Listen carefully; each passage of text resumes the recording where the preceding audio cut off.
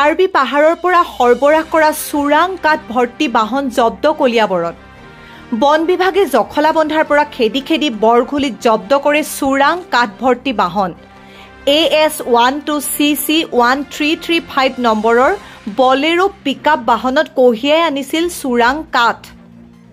অসাধু দুষ্কৃতিকাৰীয়ে কাৰ্বি পাহাৰৰ পৰা মূল্যৱান কাঠ চোৰাংভাৱে সৰবৰাহ কৰি টকলা কৰিছে পাহাৰ। গোপন খবৰৰ পম খেদি শিলঘাট জখলাবন্ধা বন বিভাগে অভিযান চলাই জব্দ কৰে কাঠ ভৰ্তি বাহনখন, কিন্তু চালকে পলায়ন কৰে বাহন এৰি। চোৰাং কাঠৰ ফান্তাখিনিৰ আনুমানিক বজাৰ মূল্য প্ৰায় 40,000 হ'ব বুলি জানিব পৰা গৈছে। News desk report any express. হয়, এইটো আঞ্চলিক বন বিষয়া আমাক নিৰ্দেশ দিছিলে। আমাৰ শিলঘাট খণ্ড বন বিষয়া তথা আমি আৰু জখলাবন্ধা আৰু কৰ্মীসকলৰ লগত গৈ পেলাই বৰঘুলিত আপোনাৰ ৰাইজৰ সহযোগত এখন বলেৰো পিকআপ ভান ধৰা হৈছে। ক'ৰ পৰা কাঠখিনি আনিছে বুলি সন্দেহ কৰিছে?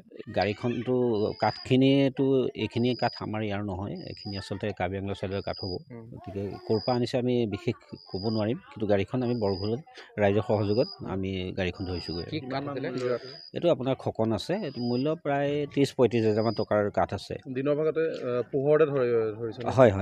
এতিয়া দেখিবলৈ পোৱা গৈছে কাৰ্বি আংলঙৰ পাহাৰৰ পৰা সঘনাই ইয়াতে চোৰাং কাঠ আহি আছে। হয়। আপোনালোকে কেনেকুৱা ধৰণৰ ব্যৱস্থা কৰিছে? নিশাৰ ভাগতো বাদেই দিয়ক, দিনতো দেখিবলৈ পোৱা যায় চোৰাং কাঠ আহি থকা। হয়, এইটো আচলতে আমাৰ শিলঘাট বিটটো আমি ভিতৰুৱা অঞ্চলৰ এইটো আচলতে কোনটো ৰাস্তাই কেনেকৈ আহে আমি বিশেষ সূত্ৰে গম পালেহে গৈ পেলাই আমি টহলদাৰীৰ ব্যৱস্থা কৰোঁ। ঠিক তেনেকৈ আজি আঞ্চলিক বন বিষয়া মহোদয়ে গম পায়, আমাক ততাতৈয়াকৈ জনালে। আমিও গ'লোঁ, জখলাবন্ধা খণ্ড বন কাৰ্যালয়ৰ কৰ্মীসকলো আহিলে, গৈ পেলাই আমি বৰঘুলি গাড়ীখন ৰাইজৰ সহযোগত গাড়ীখন আমি ধৰিবলৈ সক্ষম হৈছোঁ।